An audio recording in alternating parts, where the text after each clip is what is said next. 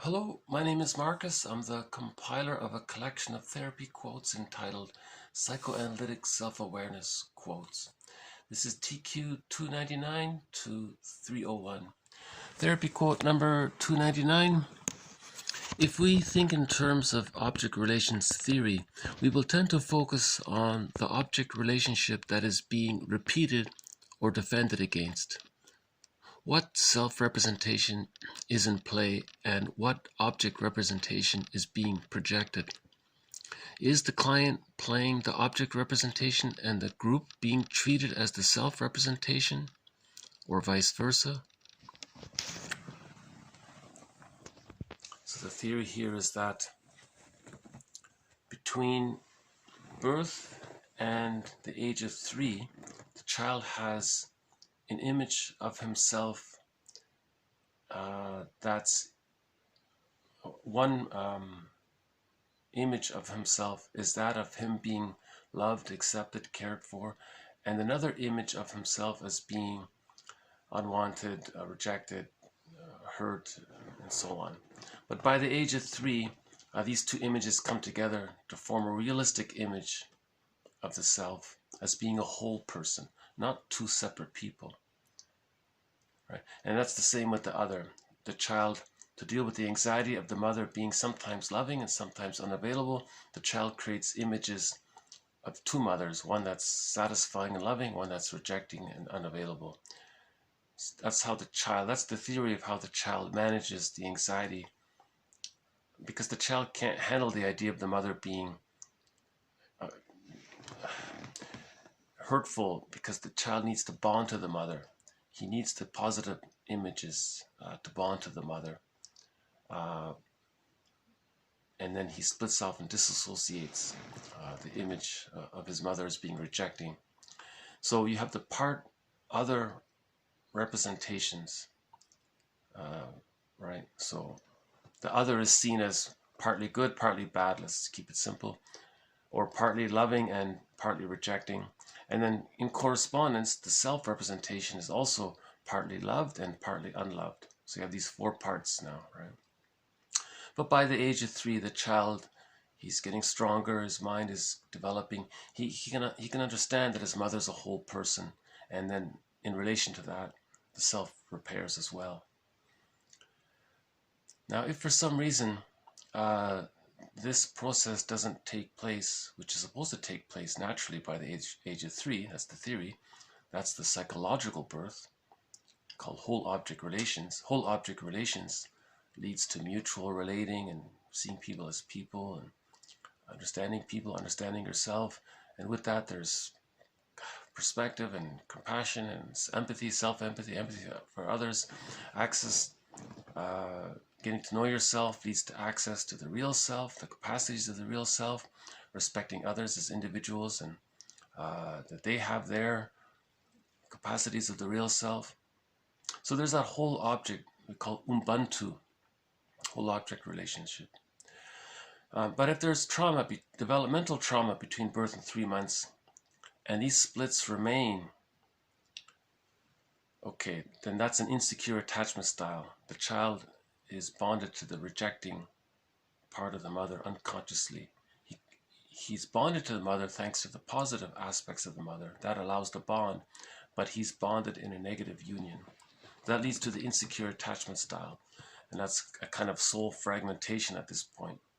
Now, long ago, interestingly enough, people said that neurosis was, now we say neurosis is a malady of the personal synthesis, a malady of the splits didn't get to come together. That's the malady.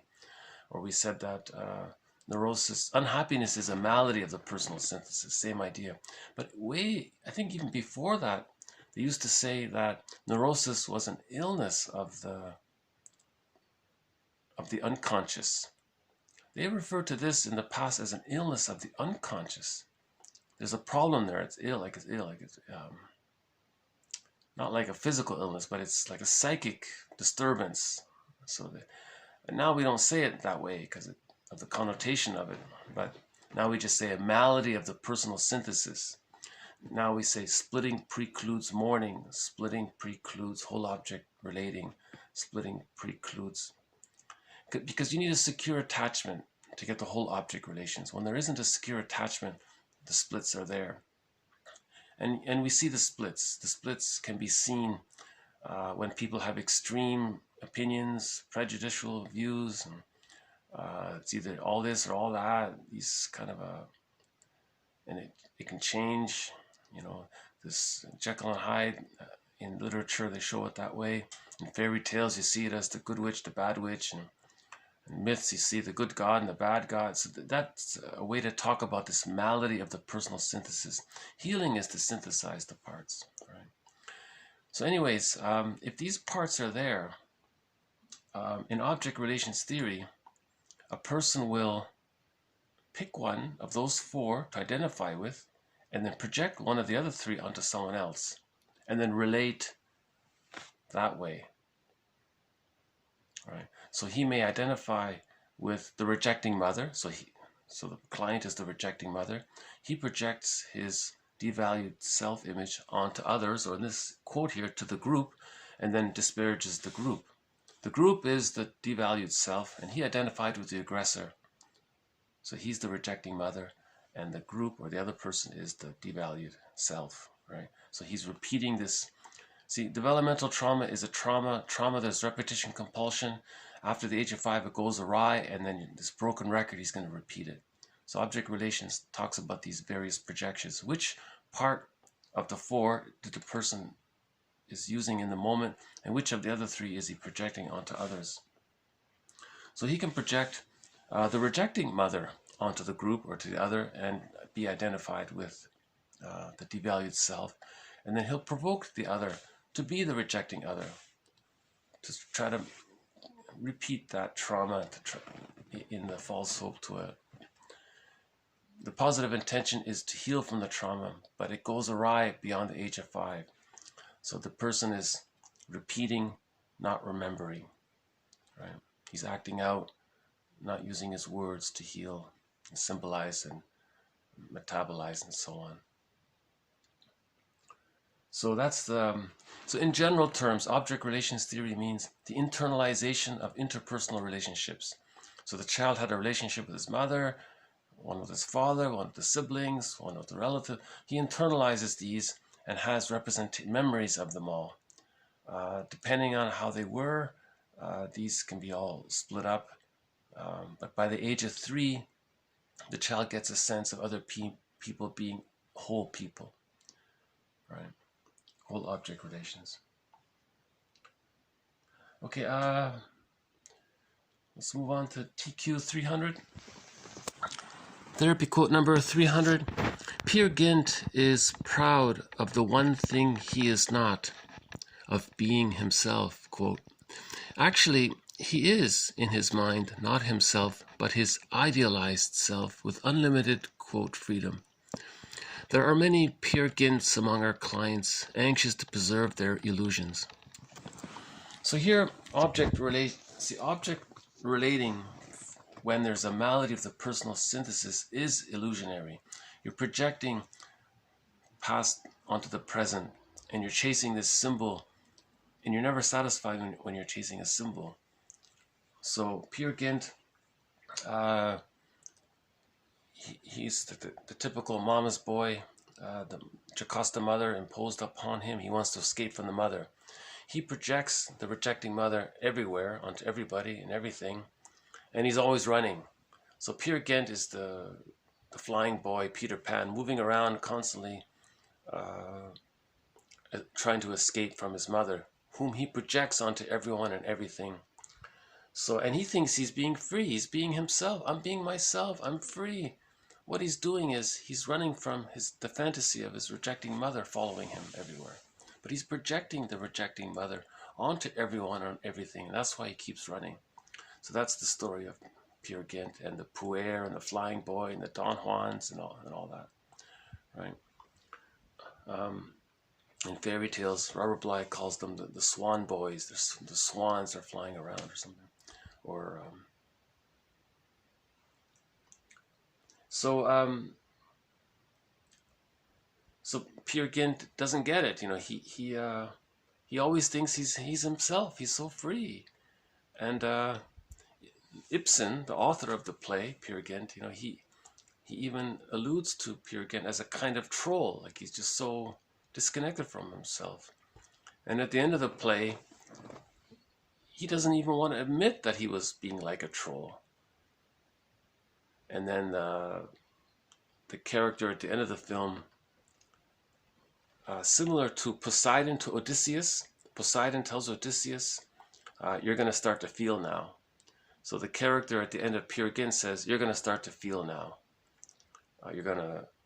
Odysseus said, Poseidon, the unconscious, the personification of the unconscious told Odysseus, the false ego, the person with the false ego, person overly identified with the idealized self, okay, now you're going to feel. This has gone on too long, right, kind of thing. And Peer Gynt doesn't understand it. He says, oh, but I've been myself. I'm free. I'm doing what I want. That's your idealized self. That's your fantasy self. You're caught in the repetition compulsion trauma of you being the wounded child and projecting the rejecting mother onto everyone and everything. In your village, there was a nice girl who was interested in you. You refused her, and everywhere you go, you refuse people, and you take advantage of people, and you exploit others, and you don't care because you're in battle with your mother, and you project your rejecting part, the rejecting image of the mother, onto everyone and everything, and you're in battle with it, with everyone and everything, because you're still battling your mother. And that's the unlived life. But he doesn't get it. He thinks, no, I'm free. I'm an adventurer, and I'm going to do this and do that. And so that's the tragedy of Peer Gynt, right? And you know, the best animated version of Peer Gynt, in my opinion, was done in 1979. The author of it. Let me just show you the director's name. So 1979, okay, his name is Vadim Kurchevsky.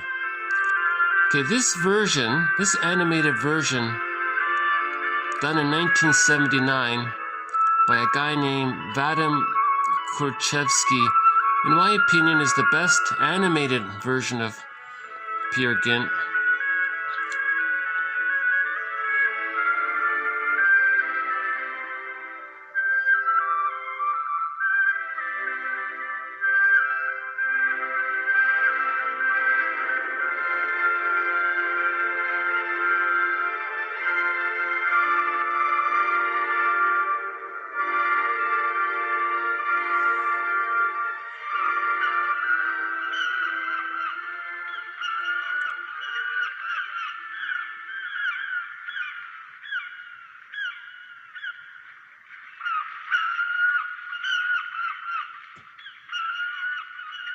There's Peer Gynt over there. And the mother is calling him. See, he's very bonded to the mother. Anyways, that's, to my mind, the best representation of Peer Gynt, this animated tale. I'm not familiar with all the different renditions of it, but it's got the English subtitles there, and I think the guy who did the translation did a good job. And of course, the music everyone knows. Edward Grieg did all that wonderful music for the film. So Peer Gynt, he's an example of projecting the rejecting mother who's dominating. You know, she wants him to stay by her side and be like a partner to her and be like a substitute husband to her, and take care of her, like you see. So there's that connection, and he wants to escape. So that's that's the puer syndrome, as depicted by the stories like Peer Gynt. And yeah, Karen Horney does a very good description of it in her books. So Peer Gynt is acting out TQ 301. Acting out is the tendency to substitute an act or series of acts for episodes that the client cannot remember, or at least fails to report. He remembers not in words, but in behavior. It's resistance since it offers some discharge of tension. So Peer Gynt is discharging his tension of the fusion with his negative mother, the rejecting part of his mother. There's tension always there, so he's always discharging his tension. He's acting out, seeking discharge of his tension. So he's remembering the trauma with his mother in action, not in words, but in behavior.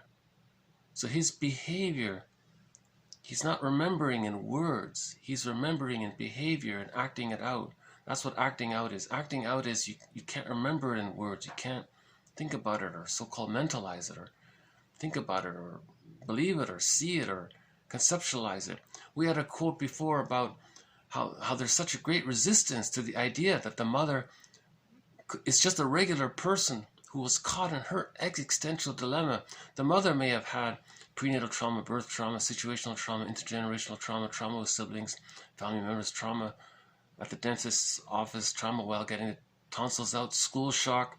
There could have been other traumas in the environment. So the idea is to get around to the idea that the parent was caught in their existential dilemma. They're just people. But from the baby's point of view, who's from the traumatized baby, the psychic representation of mother is either a goddess or a demon, right? Or a frightening monster. And the person's operating from that unconsciously. He's projecting these, you see. So, and then we can, once that idea is at least cognitively conceivable, a person can start to think about it. The person can interview the parents. Tell me about your childhood, parents. What happened? And get their story. And get to see them as people. Get to know them as individuals caught in their existential dilemma. And that can bring up feelings. And then reparation of the other leads to reparation of the self. The splits come together to form whole object relations. And mourning is possible. And the mourning is the healing, right? And so yeah, this follows up on a previous quote, on previous quotes on acting out. Okay, so we'll have more quotes in the future on object relations theory, how you're identifying with one of the parts and projecting a part onto others, and they can flip around in an instant, really. So one author says the person can project two parts. He can identify with two parts and flip them around. So it's very, you see how the trauma is, it's very chaotic.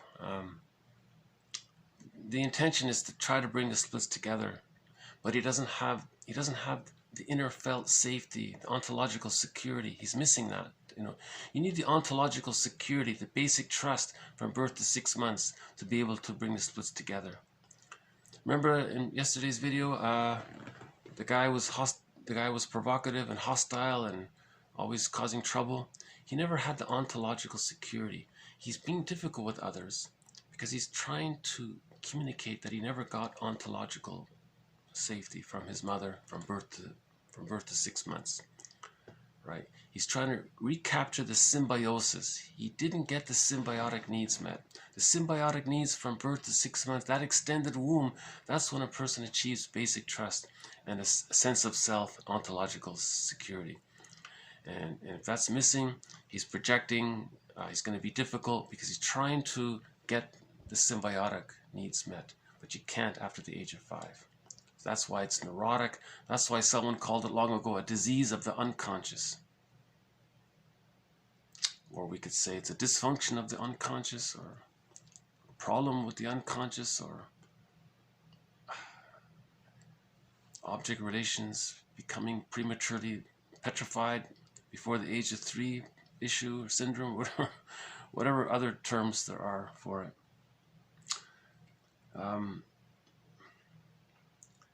And we mentioned before Masterson's idea that when there's a new positive experience, you can internalize the memories, and that can be like a new holding interject, and that can help bring the splits together. Right?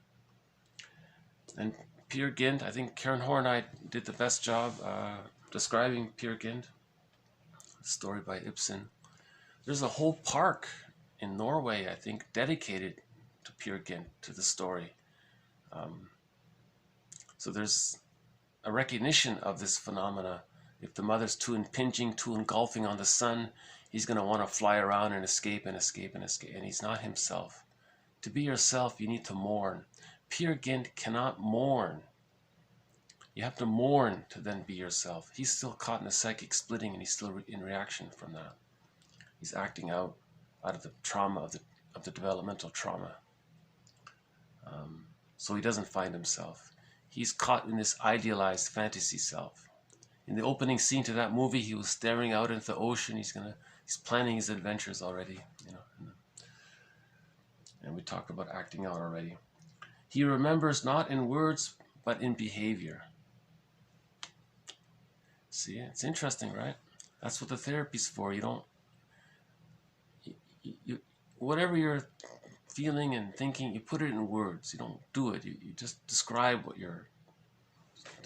and that helps to metabolize the undigested hurt.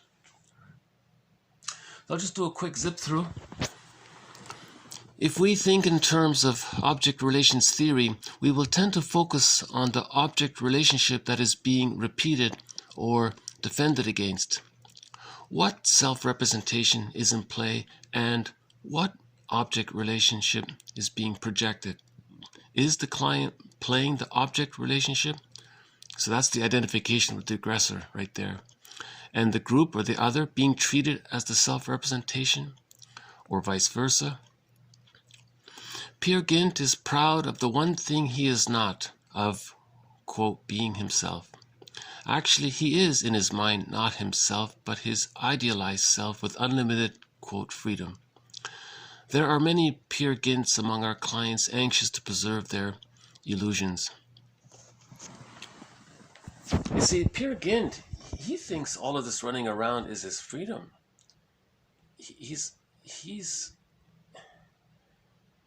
in rebellion with his mother constantly. How is that freedom?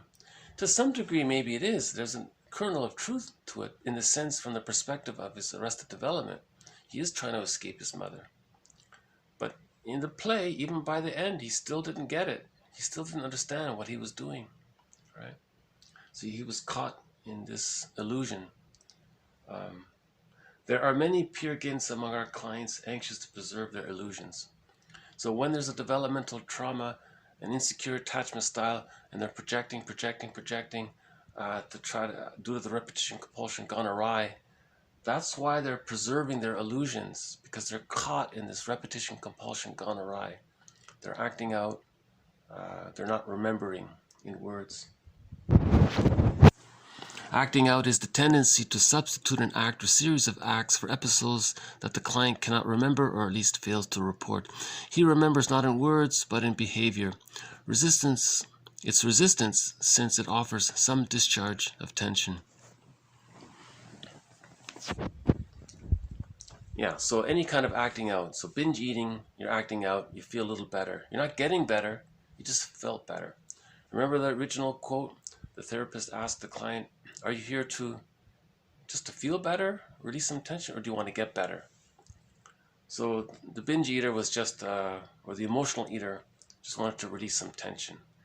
Ideally, he would pause, ask himself, just before he opens the fridge door, what is he really hungry for? That's the quote from yesterday from Roger Gould. What am I really hungry for? Okay, the love I didn't get, and then he can talk about it to somebody, right? And so on. That would be remembering in words, kind of thing. Okay, so I just leave it here. This has been a continuation to quotes that have been already presented on object relations theory and stories from literature, as well as the defense mechanism of acting out, and more to follow. So, thank you very much. This has been TQ 299 to 301. Bye for now.